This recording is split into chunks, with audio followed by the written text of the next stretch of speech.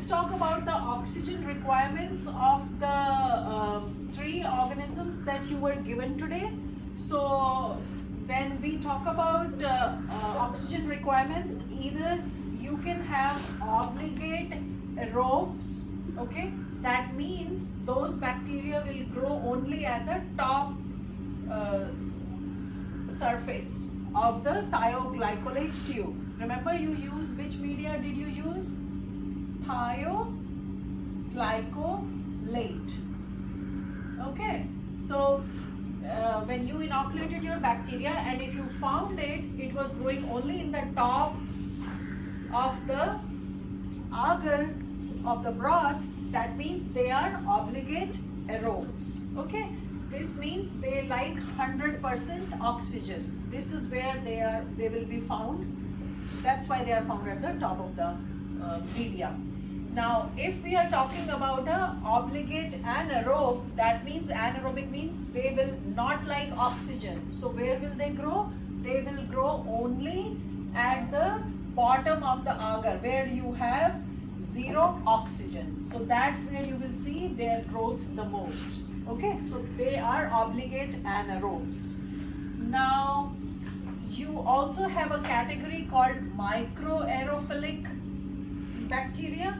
Those are those bacteria which can grow only right below the surface. Okay, meaning they will not grow at the surface of the agar or the media, but they will grow below here.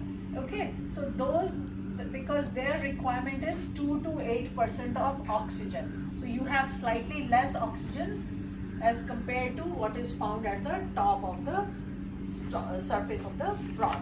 Okay, then you have another category called facultative anaerobes. So facultative anaerobes are, they have a preference for anaerobe condition, but they can still handle the aerobic conditions as well.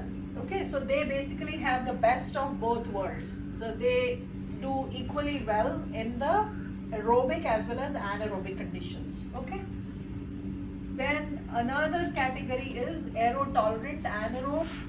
They will grow equally all through the agar. Okay. They have a preference for anaerobic condition, but they can still tolerate oxygen. Okay. So when you used your three organisms, Bacillus subtilis, that was your one organism, second was Clostridium sporogenes, and third was E. coli. Your results showed Bacillus subtilis to be a obligate aerobe because it grew only in the top layer of the thioglycolate agar. Okay? Then Clostridium sporogenes is a obligate anaerobe because it grew only in the bottom of the thioglycolate tube. Make sense? Now, when you saw E. coli, it grew equally in both the environments, anaerobic as well as aerobic as well as anaerobic. Okay, so that's why E. coli is a facultative anaerobe. It grew equally well in both the environments. It grew throughout the tube very well.